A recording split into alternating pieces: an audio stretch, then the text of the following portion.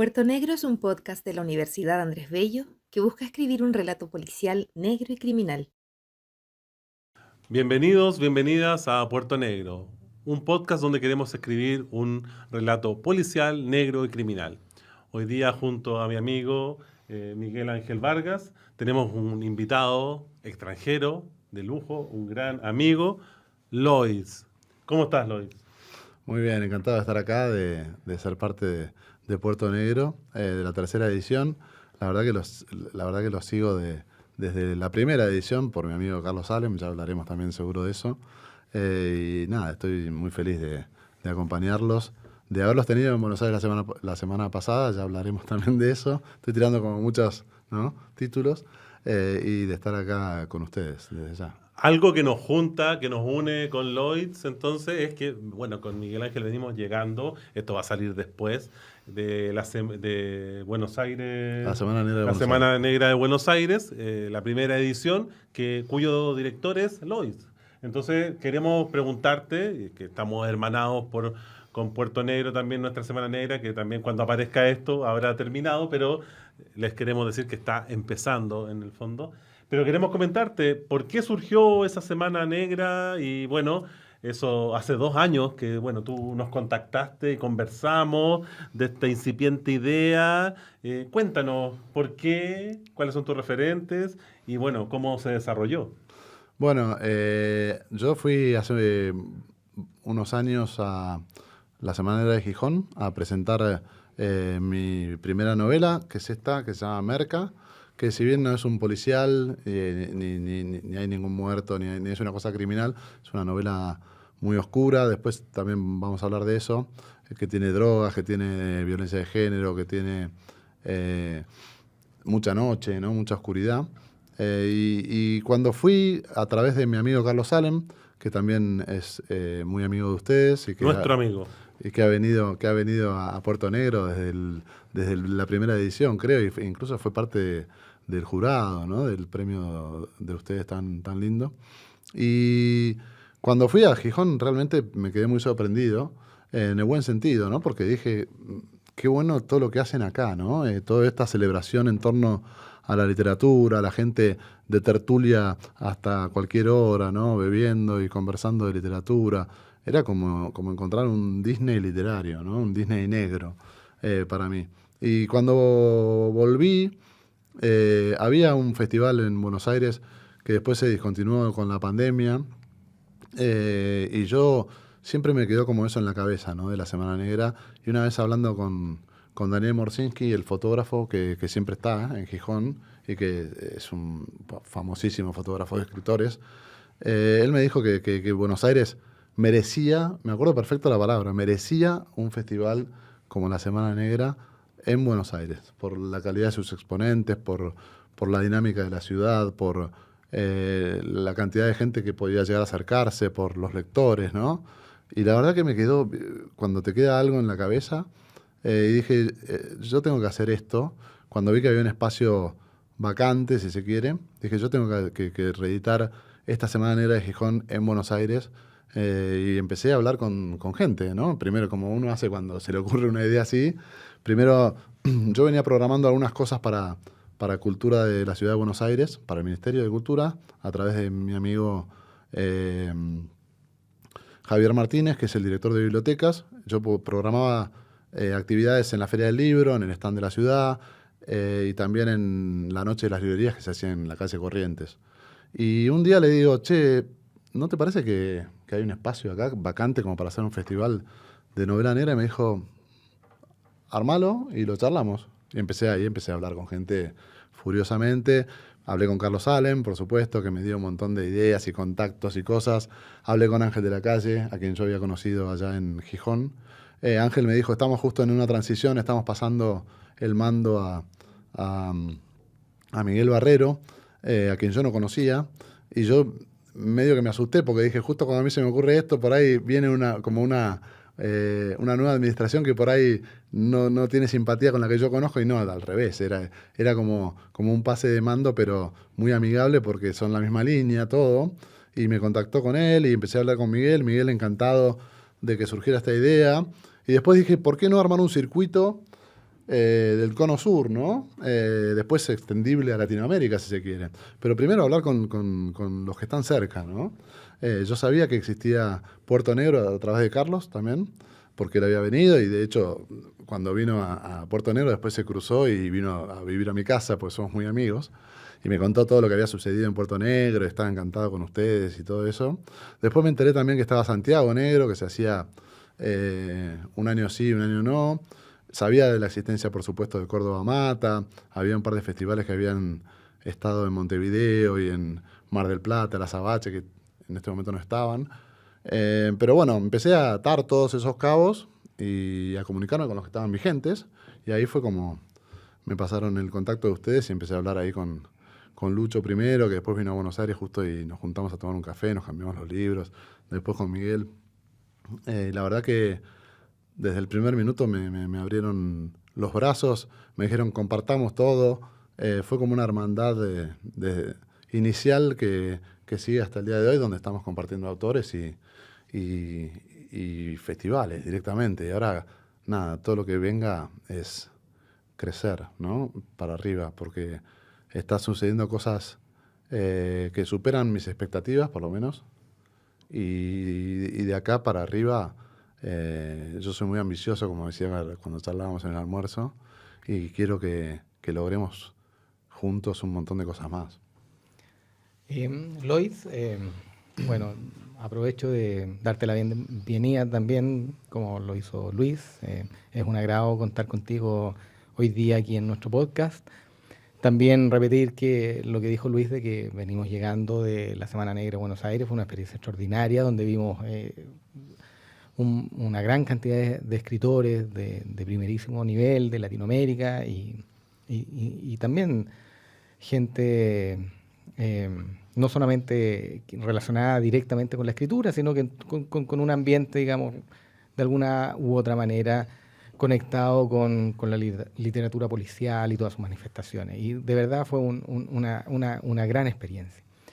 Yo quería preguntarte si a partir de lo que viste ahí y sumado tus lecturas, por supuesto, y tu interés como escritor latinoamericano, argentino, si tienes una panorámica del género en Latinoamérica. Yo escuché en varias de las mesas de hablar de una novela negra latinoamericana con algunas características y sin embargo es difícil pensar en Latinoamérica de una manera homogénea, hay muchos matices, no es lo mismo pensar en Argentina o Uruguay, que son países relativamente similares, con otros extremos, digamos, de nuestro continente, como podría ser Colombia, Venezuela, qué sé yo. Sí. Desde elementos sociales, las características de la criminalidad, por ejemplo, si queremos pensar en relatos criminales de manera concreta. Entonces, yo no sé si tú te has formado una noción de qué es y cuáles son los énfasis y los matices que existen en distintos países, o si piensas que hay una cosa homogénea. ¿Qué visión tienes de la escena de la literatura negra, policial y sus parientes aquí en Latinoamérica? Bueno, está muy buena la pregunta porque daría para algo muy largo. Podríamos estar hablando, creo que días de eso. Pero lo voy a resumir en dos cosas. Muchas veces nosotros bromeamos con amigos cuando hablamos de literatura y decimos sí. ¿Cuál es la respuesta? Sí y no, ¿no? Bueno, me parece que en este caso la respuesta es sí y no. ¿Por qué? Porque por un lado hay una cosa homogénea que tiene que ver con un imaginario donde, lo hablábamos hoy mismo con autores por ahí que vienen de Europa, donde el policía es alguien confiable, ¿no? Donde el Estado puede llegar a ser alguien confiable, ¿no? Capaz que uno puede desconfiar de ciertos políticos, ¿no? Que están por ahí más arriba. Se ha escuchado mucho también en Semana Negra, en Buenos Aires, esto. Pero por ahí el policía más cercano en general no es demasiado corruptible, ¿no? Por ahí en Europa, si se quiere, en general. En Latinoamérica, le contaba hoy a Iván Farías, autor mexicano que nos acompaña también en Puerto Negro, que hay un decálogo de Carlos Gamerro que es fantástico, que es cómo escribir un policial en Argentina y extendirlo a Latinoamérica. Y la primera regla es, si se ha cometido un crimen, el principal sospechoso es la policía, ¿no? Digo, empieza así, ¿no? Y eso pasa en Latinoamérica, eso no pasa en Escandinavia, ¿no? Digo esto porque justo en Puerto Negro se celebra la literatura nórdica, que vienen autoras de allá fantásticas, que van por un thriller más psicológico, si se quiere. Acá hay una gran presencia del entorno, del Estado, de lo marginal, ¿no? La corrupción, de las crisis, ¿no? La irrupción de distintas fuerzas políticas y todo tenido de alguna manera de cierto desamparo muchas veces, ¿no? En muchos países de la región. Entonces, eso creo que es muy característico en líneas generales, ¿no? Y ahí voy por la parte homogénea. Yo creo que eso sí tenemos en común, ¿no? Y después está lo otro que vos decías, que para mí no es algo que sea malo, sino todo lo contrario, porque, digamos, las distintas voces siempre enriquecen. Entonces, de pronto, que haya, no sé, voy a dar un ejemplo. Estuvimos en el Malva la semana pasada, donde estaban Dolores Reyes y Celo Almada, dialogando con Paula y la Vaca, de sus distintas experiencias de un lado y otro de la cordillera, y yo estaba, además interesadísimo en la charla, estaba muy orgulloso de que eso suceda, ¿no? Porque son distintas voces sobre, por ejemplo, el true crime, que era lo que estábamos hablando en ese momento. Entonces, sentarme a charlar con Charlie Becerra, ¿no? Escritor peruano que estuvo en Santiago y que ahora estuvo en Semana Negra también, y que él me cuente cómo es el tema narco en el norte de Perú, que en realidad no es tan parecido a lo que uno asocia con Colombia y México por ahí en el tema narco, otra cosa que hablamos con Iván hoy, porque es más la materia prima, ¿no? Y todas esos dobleces, ¿no? Y esas diferencias, yo creo que hacen precisamente más rico el escenario, que se retroalimentan entre sí para decir, miren todas las voces que tenemos en Latinoamérica, miren todos los temas que podemos abordar, ¿no? Y eso, desde ya me parece que hay que fomentarlo. No hay que tratar de volvernos neutros, sería un error, sino todo lo contrario, ¿no?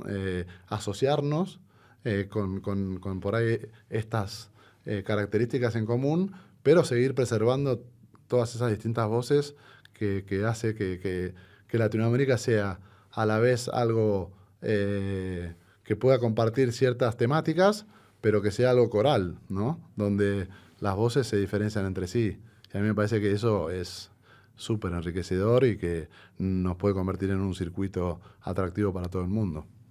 Ahí pensaría, retomando lo que dices tú, que hay una cierta homogeneidad heterogénea. En Latinoamérica pensamos que hay una Latinoamérica, pero finalmente es heterogénea. Claro. Eso Cornejo Por Polar habla. eso está bien. O sea, lo heterogéneo está latente en Latinoamérica y eso es interesante. Nosotros en el podcast venimos hablando hace mucho tiempo y se nos cruza bastante el tema de la literatura social. Me refiero como una matriz del género policial y eso lo vemos en nuestro Ramón Díaz Terovich, pero también en todos estos temas narco y todo. Tu trabajo también tiene una idea de literatura social, pero que me evoca otras lecturas. Las conversábamos previamente, pero claro, pensé en nuestro referente acá, no noir, pero no negro, pero en Fouquet, en Bret Easton Ellis también, en todas esas literaturas que marcan otra línea. ¿Qué te interesa? ¿Qué estás proponiendo? Por ejemplo, estaba pensando aquí en Merca, si se ve. ¿Cuál es tu mundo? ¿Cuál es esa ¿Cómo lees tú desde la literatura social, pero de otro lugar? Desde otro lugar, esta literatura oscura. Tú la nombraste como oscura, no tan negra, pero por lo menos oscura. Sí, bueno, a mí en determinado momento yo había percibido desde lo que fue la gran crisis de 2001 en Argentina. Había un montón de novelas narradas quizás desde los márgenes, donde se veía toda esa gran crisis, ¿no? Esa marginalidad, ¿no? Ese mundo extremo, muchas veces situado en el conurbano bonaerense, que son los alrededores de la ciudad de Buenos Aires. Y había gente que lo estaba haciendo súper súper bien, ¿no? Desde esos lugares aparecieron novelas, no sé, como de Leo Yola, ¿no? Que siempre lo menciono a él porque es como un ícono donde empezó a aparecer todo ese imaginario, ¿no? Y un montón de escritores más, Quique Ferrari, ¿no? Y muchos más, algunos policiales, otros ni siquiera tan policiales. Y a mí me pareció que había un espacio vacante, que no se estaba poniendo el foco en ciertas clases más acomodadas que siempre existen y que en la tradición literaria argentina mismo habían sido abordadas en otras épocas, ¿no? Por otros autores, ¿no? Pienso, no sé, en Bioy Casares, en Manucho Mujica Lainez, en Juan Forn, más cerca por ahí, que también de alguna manera en María Domecq cuenta un poco ese entorno, ¿no? Y me pareció que yo era un lector muy obsesionado, ¿no? Con Easton Ellis. Me gustaba mucho siempre Menos que Cero, era como una novela fundacional para mí, en Beverly Hills y demás, y yo siempre pensaba en esa novela. Un día me encontré con Fuguet, ¿no? En el sentido de la lectura, ¿no? Me encontré hace poco igual en la fiesta de Planeta que hubo este año en Buenos Aires y estuvimos conversando con él. Para mí fue como encontrarme con una especie de ídolo, ¿no? Porque Fuguet para mí, cuando yo leí Mala Onda, dije, esto es lo que yo quiero hacer un poco, ¿no? Este tipo está emulando de alguna manera Menos que Cero en Chile, capaz que yo puedo hacerlo en Buenos Aires, ¿no? Y bueno, fueron referencias, por supuesto, y un día me di cuenta que podía crear esa voz, empezó a fluir, lo empecé a mostrar como uno siempre hace a gente conocida y amiga, ¿no? Del ambiente, y nada, empezaron a probarme un poco lo que yo estaba planteando, y finalmente esa novela la verdad que tuvo mucho éxito en Buenos Aires. Salió por Alto Pogo, que era una editorial independiente y que estaba empezando, y fue como su nave insignia, y la verdad que agotó varias ediciones. Después, gracias a eso me llamó Planeta, ¿no? Yo pasé a MC y se reeditó la novela. Después salió La mamá de Johnny, que es su precuela, si se quiere, porque el protagonista de Merca se llama Johnny. La mamá de Johnny, por supuesto, es su madre, que tiene otros consumos problemáticos en la misma familia, en una generación anterior, ¿no? Y ahí decidí narrar en femenino, con todo lo que eso implica, ¿no? En esta era de gigantes autoras en Argentina, sobre todo de mujeres, pero bueno, decidí tomar ese riesgo porque me parecía que esa voz funcionaba bien, y la verdad que también anduvo bárbaro, y llegamos a Pichón, que es el cierre de la trilogía por ahora, y de la saga familiar. Son 3 novelas que precisamente se centran en una familia de clase alta en Buenos Aires, que tienen mucho dinero y están muy vacíos, ¿no? No tienen demasiados estímulos en su vida más que consumir ciertas sustancias y probar cosas en la noche y en el sexo. Y la verdad es que me divertí mucho haciéndolo, y creo que la gente se divierte mucho también leyendo, y también es una manera de poner sobre la mesa una clase social que estaba un poco olvidada en lo que era la literatura argentina contemporánea. Ese desencanto de las clases acomodadas o de lo que está presente en Mala Onda, ¿cierto? También en la obra de Jaime Bailey, también en Perú. Pero tiene 30 años. ¿Ah? La gente que escribió eso ya va para los 60. Y entonces, ¿cómo percibes hoy día las nuevas generaciones respecto de este tipo de problemáticas, de estas frustraciones, más bien posmodernas, ¿cierto? Hoy día yo no sé cómo podríamos clasificarlas, ¿tú crees? que hay una voz que se manifieste de manera estética, en el estilo me refiero, no solamente en las temáticas, sino que en la forma de narrar. Yo conversaba con Quique Ferrari la semana pasada y me decía, mira, hay ciertos autores hoy día que yo no entiendo qué es lo que me están diciendo. O sea, leo y sé de qué va la anécdota, entiendo la historia, pero quizás la propuesta estética se me escapa un poquito porque no encaja dentro de las lógicas, digamos, de lo que nosotros entendemos como problemática social y como o humana y cómo nosotros la queremos plasmar en el estilo, estéticamente, porque al final la literatura tiene que ver con Sí. eso, si no haríamos un documental, ¿cierto? Entonces, ¿tú crees que estas voces, estas frustraciones de estas clases acomodadas, como podría estar en Mala Onda o su referente, ¿cierto? Que alguna vez conversamos que el guardián en el centeno, ¿cierto? Que Fuguet al final del día abreva de Salinger. ¿Crees que esas voces están vigentes eso o ha habido un cambio generacional que se manifiesta en una estética sustancialmente distinta a lo que tú has hecho en tus novelas, en tus trabajos? Bueno, primero, Salinger es como un faro, ¿no? Que muchos hemos mirado, por lo menos, ¿no? Esto que dice Fuguet, yo también cuando conversábamos el otro día te hablaba de cierta cuestión en el final de Merca, sobre todo, que tiene que ver también, ¿no? Con Salinger, si se quiere. No voy a spoilear nada, pero hay algo ahí, ¿no?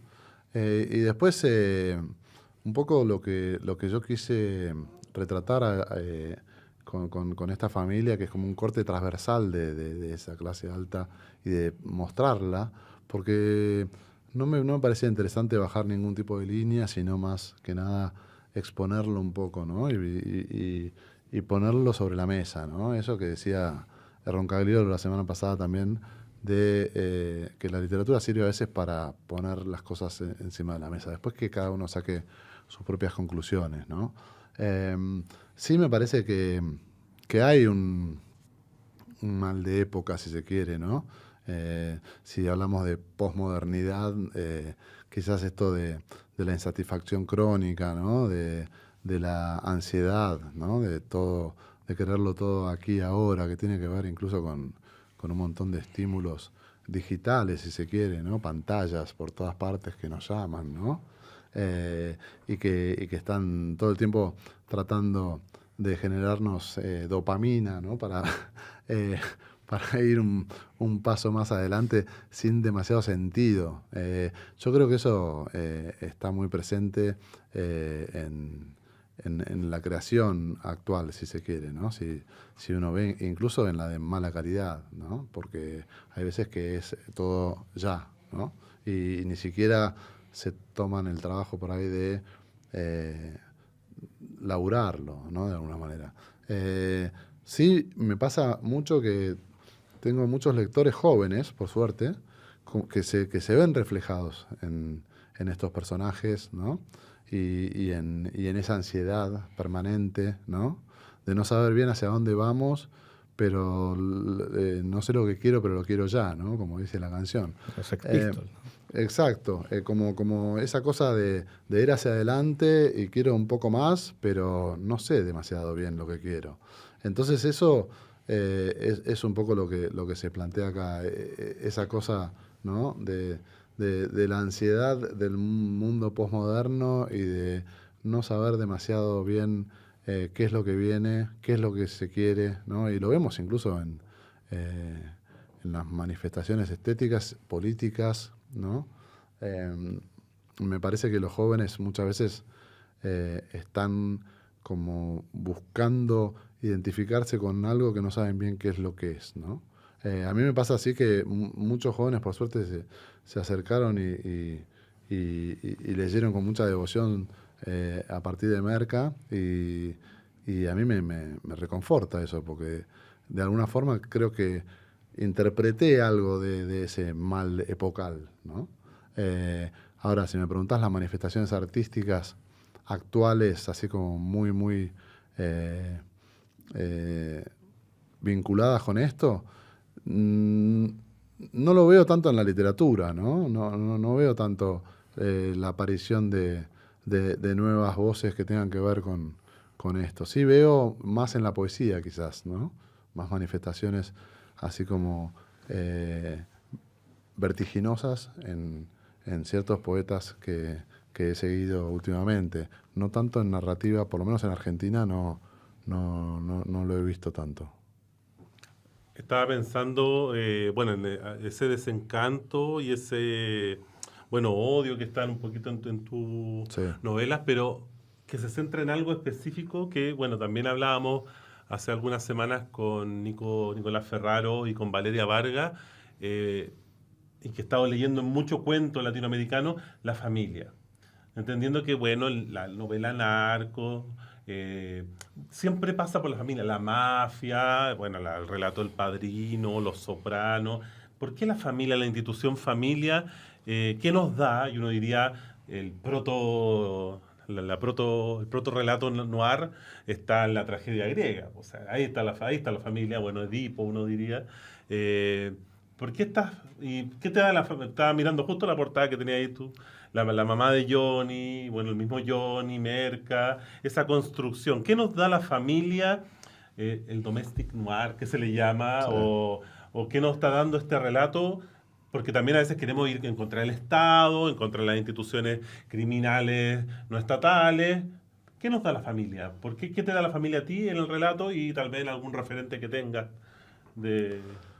Bueno, la familia, yo doy talleres también de escritura creativa y muchas veces les digo a mis alumnos que lo vincular en general aporta muchísimo, porque por varios motivos, ¿no? En primer lugar, casi todos los seres humanos contamos con algún afecto cercano, ¿no? Más allá de los solos que nos podemos sentir en algunos momentos, en general todos tenemos alguna especie de red familiar y sobre todo si somos latinos y sobre todo si somos latinoamericanos, ¿no? Donde la familia pasa a ser, ¿no? Como un lugar preponderante.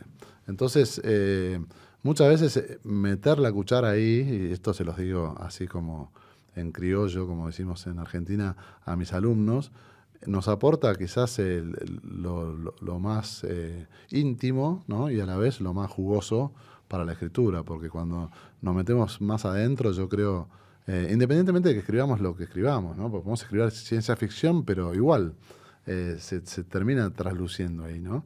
Entonces, yo muchas veces les digo, métanse adentro, saquen lo que está ahí, y ahí van a encontrar, además de su propia voz, que es uno de mis objetivos principales cuando doy clases, van a encontrar quizás lo más genuino, ¿no? Y lo más interesante y lo más original. Entonces, desde ya que hurgar en lo familiar siempre garpa, y viéndolo desde el otro lado, ¿no? Desde el lado del lector, ¿qué pasa con el tema de la familia?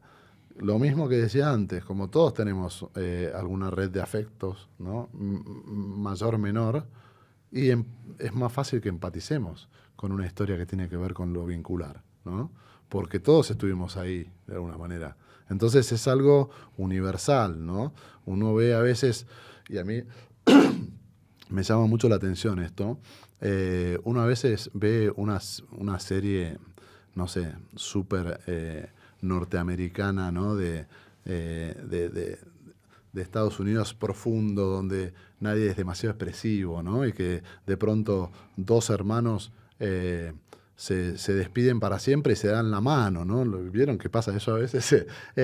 Y nosotros estamos a los abrazos por ahí, nos pasa a veces en los festivales, ¿no? Lo comentábamos el otro día con Agustina Basterrica, que en los festivales a veces nos pasa que vamos y queremos abrazar a cualquiera y por ahí de otros lugares medio que no les gusta, lo estamos invadiendo su espacio, ¿no? Y nos dan la mano y quedamos medio en offside, ¿no?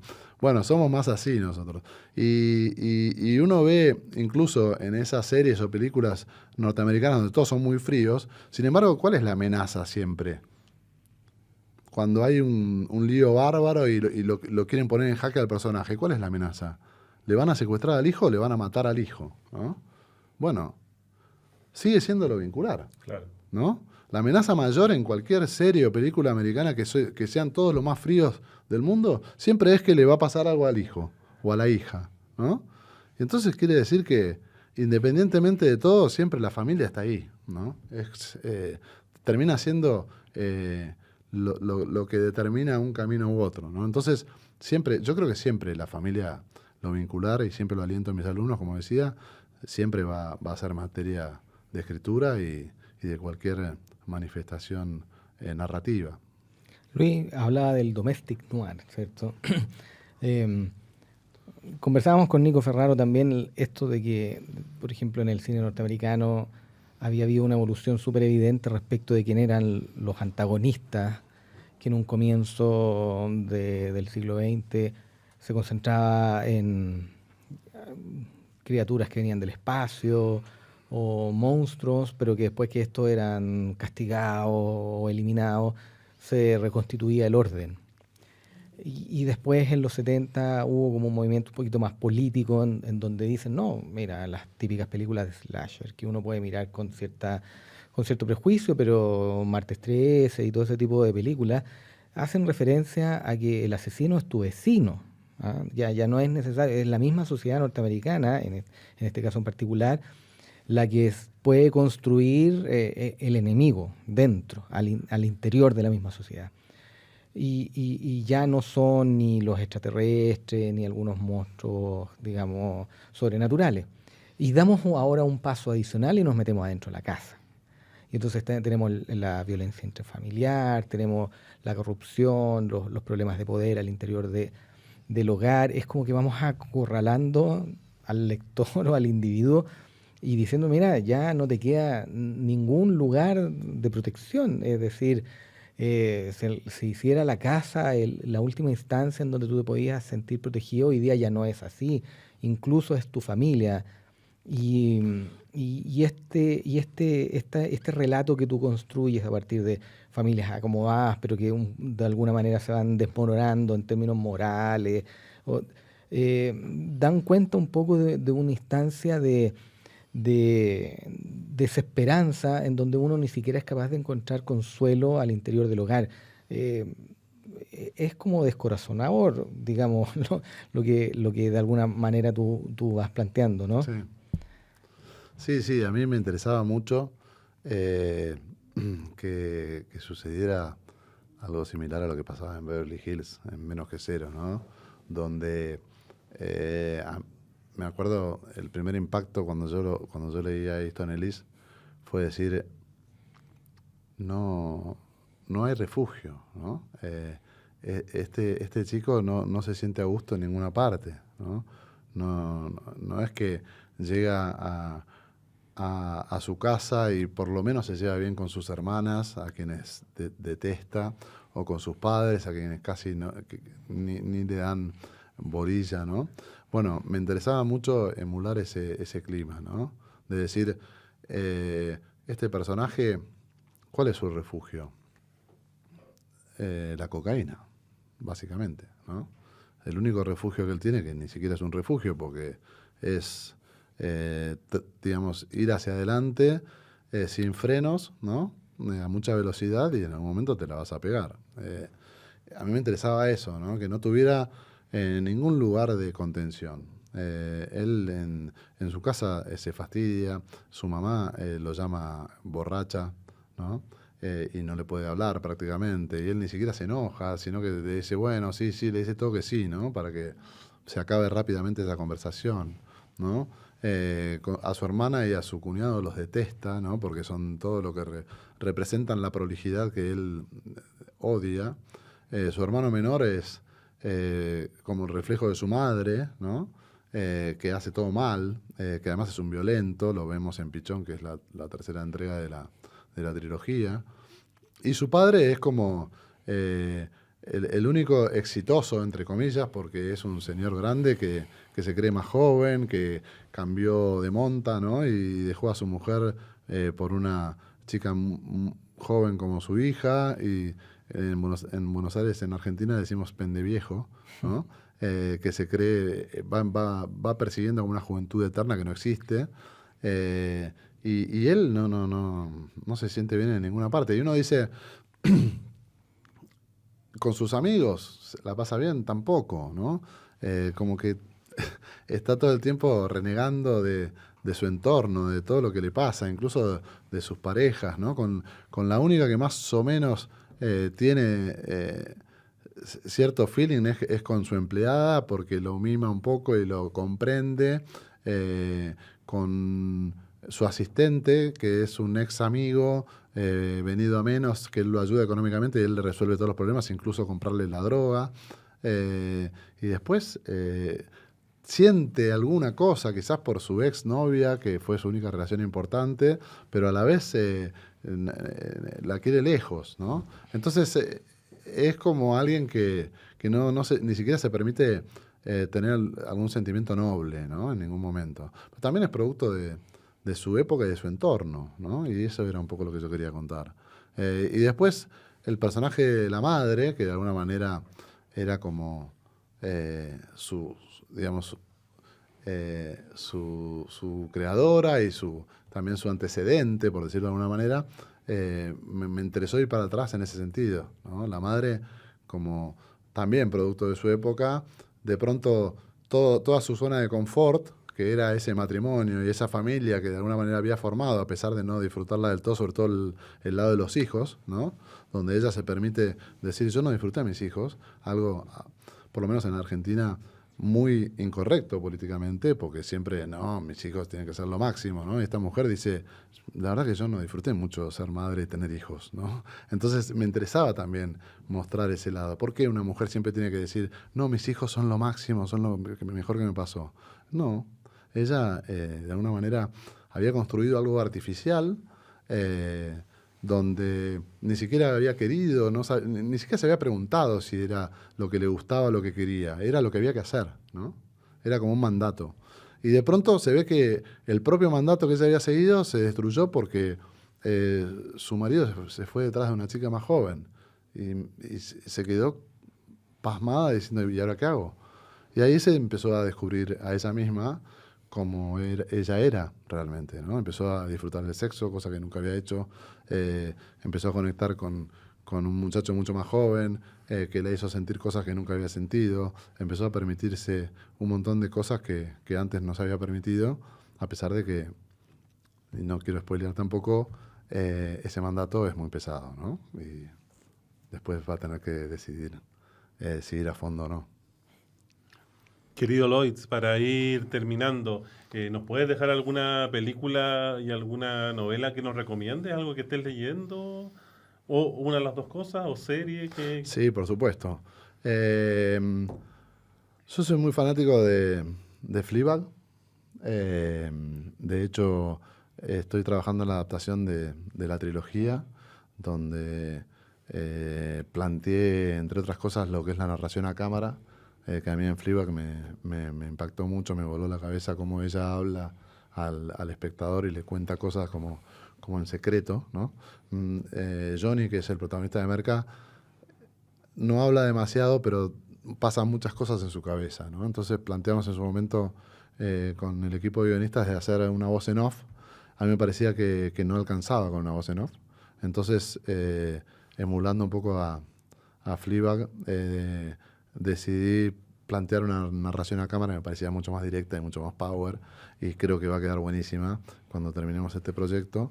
Y después muchas cosas de BoJack Horseman, que es una serie animada que es así como también un mundo medio distópico de un personaje súper cínico que a mí me encanta y que en su momento me fue muy importante también para escribir. Y después, bueno, lo que decíamos antes, ¿no? Easton Ellis, Alberto Fuguet y Mala Onda, digámoslo, son lecturas que a mí me impactaron mucho. Y también lo que es el imaginario de los 90 de películas a mí de alguna manera me influyó un montón, ¿no? Todo lo que es Tarantino, que hablábamos hoy, Pulp Fiction, Trainspotting también, ¿no? Y ese tipo de películas, como verán, reflejadas en las novelas, incluso Scarface, ¿no? Que es hasta por momentos se lo menciona a Tony Montana, como veían en la apertura del otro día, yo estaba con la remera de Tony Montana y tiene que ver con eso también. Así que todo ese imaginario a mí siempre me influye un montón a la hora de escribir. Oye, queremos agradecer tu visita, lo hemos pasado muy bien, queremos nuevamente agradecer también tu calidad de anfitrión en Buenos Aires, y bueno, queremos más Semana Negra de Buenos Aires por mucho más tiempo, ¿no?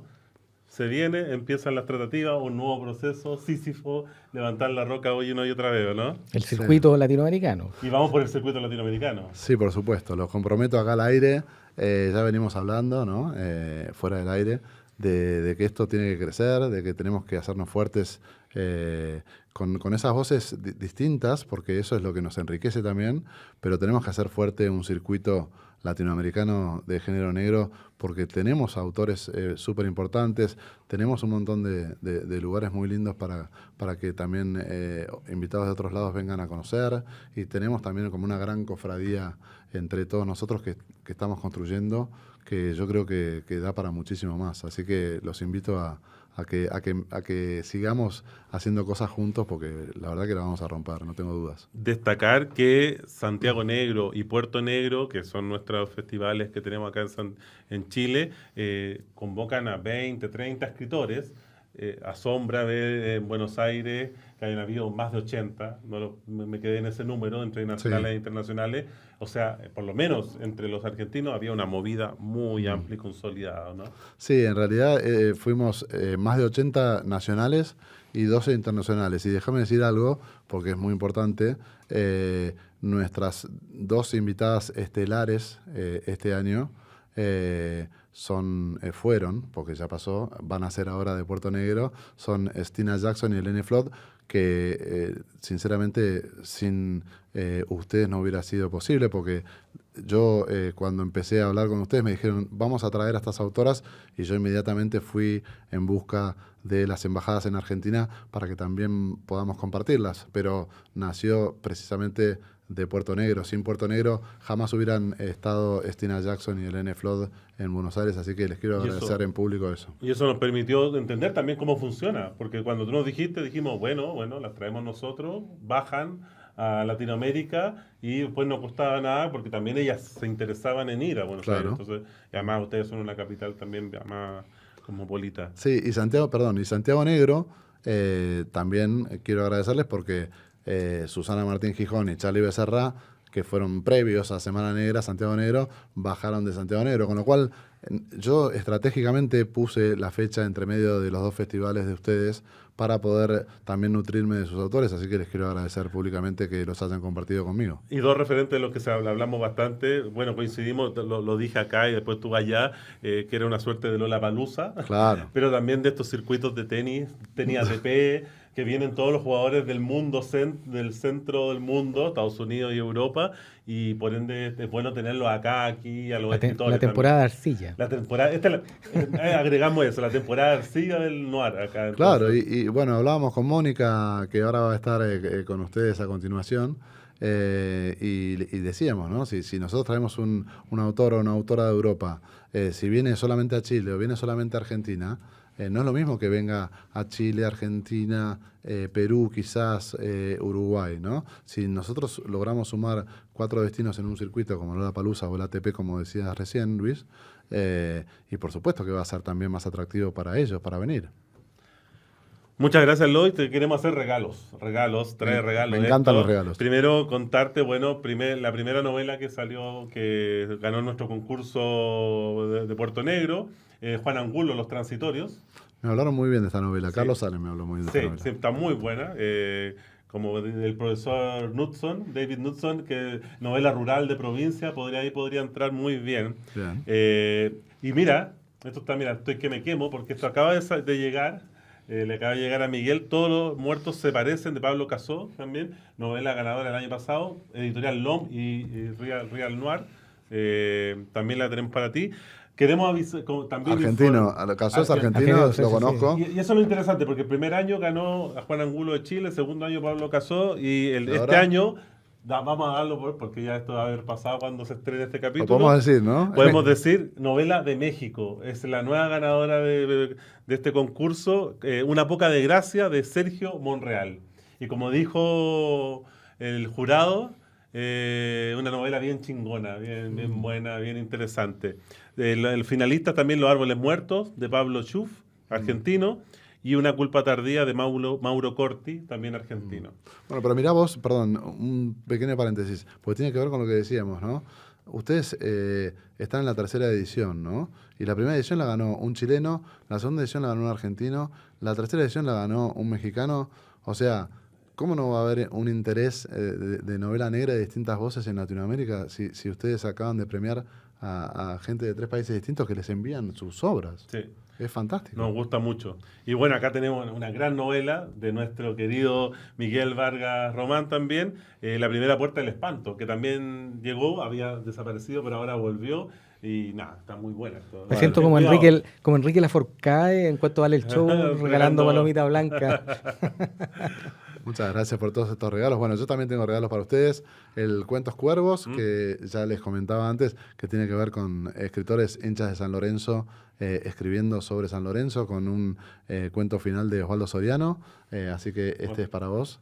Muchas gracias. Luis, que sos futbolero. Desde hoy día hincha de San Lorenzo, así que... Bien. Y le voy a regalar mi última novela, que es Pichón, a Miguel. Así que muchísimas gracias. Ahora vamos a hacer las firmas correspondientes, pero nada, quería que las tengan para también leernos entre nosotros, que ¿por qué no? Además de hacer festivales, también nos tenemos que leer entre nosotros desde ya. Muchas gracias, Lloyd. Muchas gracias, Miguel Ángel. LOM, Universidad Andrés Bello, Escuela de Turismo de la Facultad de Economía y Negocios de la Universidad Andrés Bello. Son nuestros media partners, nuestros auspiciadores, patrocinadores. Campus Creativo. Y Campus Creativo, que nos aloja acá, que también estamos muy agradecidos de ellos. Y a todo su equipo de estudiantes y también equipo técnico. Así que somos Puerto Negro y queremos escribir un relato policial, negro y criminal. Nos vemos en un próximo capítulo.